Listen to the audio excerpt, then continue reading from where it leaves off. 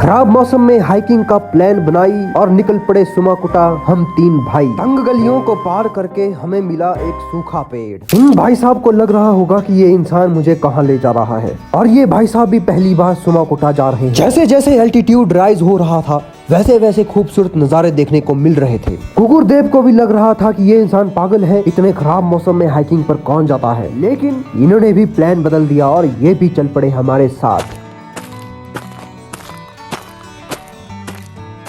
चलो देते हैं जरा इन्हें थोड़ा रेस्ट। तो पहुंच जाते हैं हम टटारदी गांव, और वहां से नजारा कुछ ऐसा है। लीजिए लीजिए और मजा लीजिए।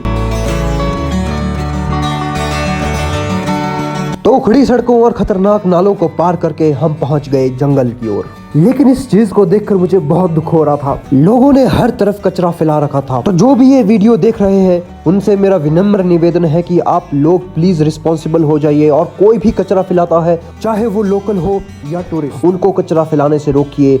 जंगलों को खूबसूरत रखिए, अपने गलियों अपने गाँव को भी खूबसूरत बनाइए। तो आइए देखते हैं ये महाशय क्या कहते हैं। Just look at this beautiful place here.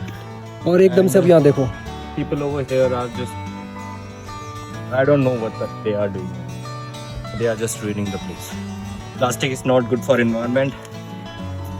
So keep it in your bags, man, and put it in the dustbin.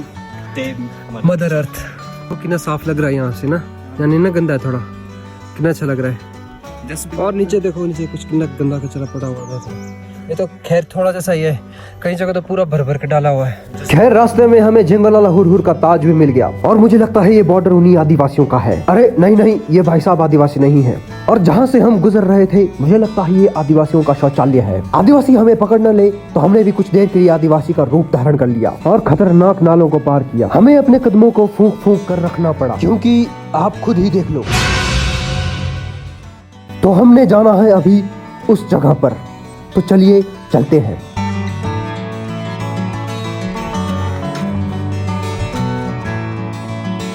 तो जैसे जैसे एल्टीट्यूड राइज हो रहा था नज़ारे भी बहुत ही खूबसूरत होते जा रहे थे।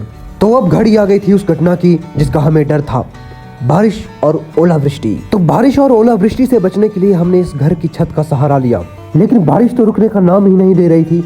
तो हमें दिख गया एक आसरा। तो चलिए बैठते हैं।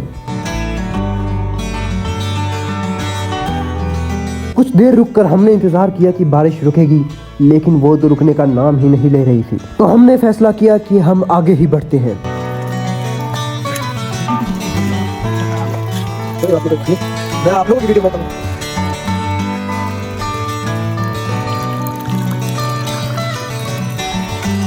कुछ देर तक चलने के बाद हम मौसम को देखने लगे कि मौसम जरा कोई ठीक हो जाए, लेकिन वो हमारी सोच के विपरीत ही होता चला गया। और आप देख सकते हैं यहाँ कितने खतरनाक रास्ते भी थे जहाँ हमें कदम को फूंक फूंक कर रखना पड़ा। और ये महाशय जो कभी पहाड़ों पर इतने चले नहीं, कितनी दिक्कतों का सामना करना पड़ रहा है। थोड़ी ही देर बाद हम बाहुबली के झरने के पास पहुँच गए, और फिर कुछ ही देर में सुमाकोटा। तो आखिरकार जिस जगह हमें जाना था वहाँ हम पहुँच ही गए। तो आप देख सकते हैं यहाँ का व्यू तो बहुत खूबसूरत है, लेकिन क्या करे, बारिश ने सारा व्यू एकदम से ऐसा ढक लिया जैसे पहाड़ों ने सफेद चादर ओढ़ रखी है। बारिश रुकने का नाम ही नहीं ले रही थी।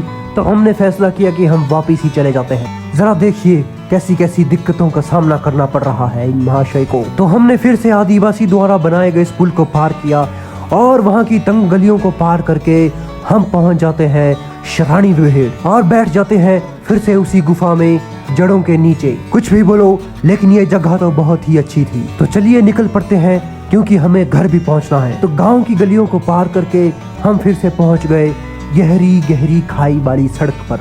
सड़क को देखकर ये महाशय तो पागल होकर नाचने ही लग पड़े। चलते चलते बारिश भी रुक पड़ी, और हम देखते हैं कि ताजी बर्फ से पहाड़ भी सफेद चादर से लिपट गए थे। और इस खूबसूरत नजारे को देखकर तो हमें आनंद भी आ गया। तो चलिए आगे बढ़ते हैं।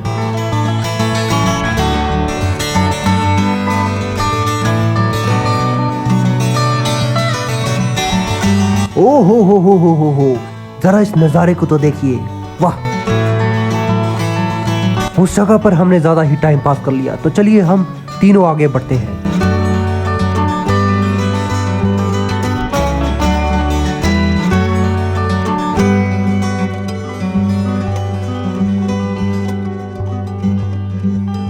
तो तो एक बार फिर से हमने आदिवासी के इलाके को बड़ी मुश्किल से पार किया और जूतों और चप्पलों का भी सही इस्तेमाल करके हम पहुंच जाते हैं टटारदी गांव। और वहां के नज़ारे तो आप देख ही चुके हैं, लेकिन एक बार फिर से देखिए।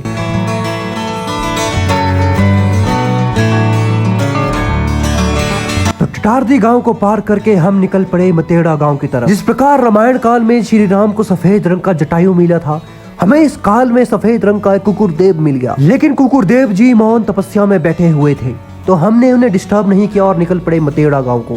तो माँ भगवती जी के मंदिर को पार करके और सुंदर वादियों का मजा उठाते हुए हम निकल पड़े घर की तरफ।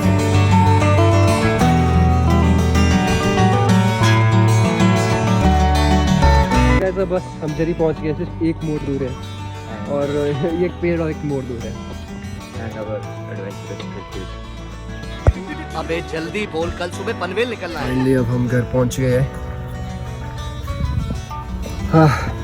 So this is our Yash home stay. और यहाँ पानी भर गया है। ओह हेलो, पहुंच गए भाई, पहुंच गए।